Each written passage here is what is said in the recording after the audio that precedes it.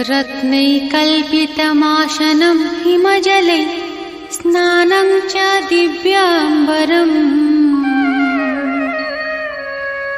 नानारत्नविभूषितं मृगमदा मोदाङ्कितं चन्दनम् जाति चम्पकबिल्वपत्ररचितं पुष्पं च धूपं तथा दीपं देवदयानिधे पशुपते हृत्कल्पितं गृह्यताम्। हे दयानिधि, हे पशुपति, हे देव, मोर मानस राज्य कल्पित रत्न सिंहासन, शीतल जल, रत्न अलंकार, दिव्य वस्त्र, कस्तूरी गंध संयुक्त चंदन, जुई, चंपा एवं बेलपत्र समूहरे पुष्पांजलि तथा धूप और दीप आपण एई समस्त मानसिक पूजा उपहार ग्रहण करन्तु। सौवर्णेन नवरत्नखण्डरचिते पात्रे घृतं पायसम् भक्ष्यं पञ्चविधं पयोदधियुतं रम्भाफलं पानकम्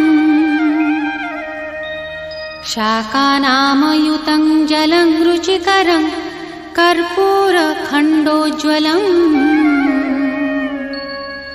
ताम्बूलं मनसा मया विरचितं भक्त्या प्रभो स्वीकुरु।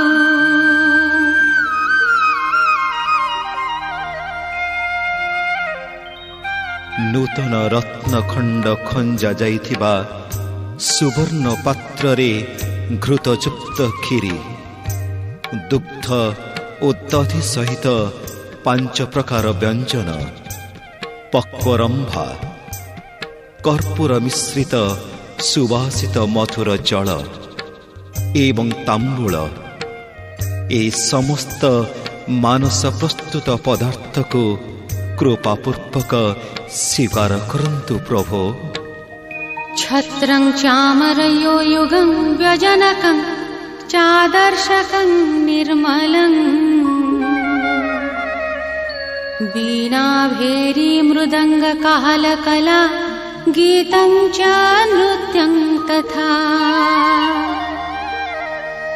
शास्ताङ्गं प्रणतिः स्तुतिर्बहुविधा ह्यतत् समस्तं मया संकल्पेन समर्पितं तव विभो पूजं गृहाण प्रभो।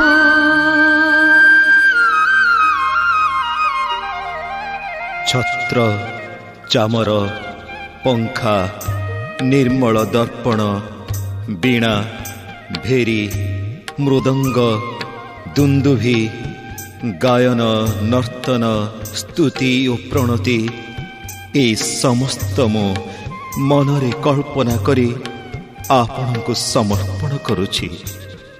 हे प्रभु, मोर एही कल्पनार पूजा को आपण ग्रहण करन्तु। आत्मा त्वं गिरिजामतिः सहचर प्राणः शरीरं गृहम् पूजा ते विषयोपभोगरचना निद्रा समाधि स्थितिः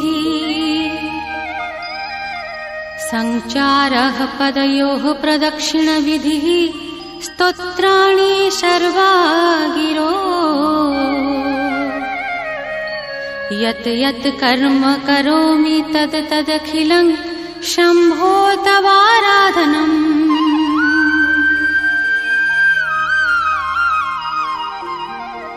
हे शंभो, आपण मोर आत्मा मां पार्वती